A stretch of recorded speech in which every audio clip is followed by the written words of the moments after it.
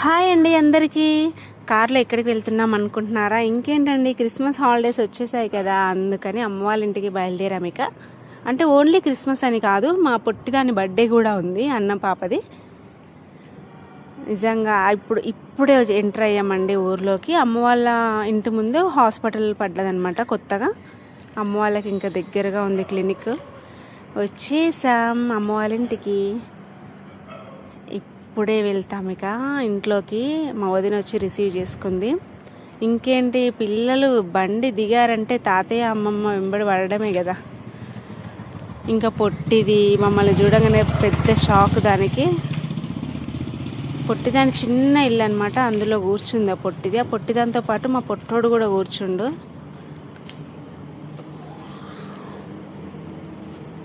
దాంట్లో ఆడుకోవడమే పని ఇక వాళ్ళకి. ఇంకేంటి, పిల్లలంతా హడావిడి.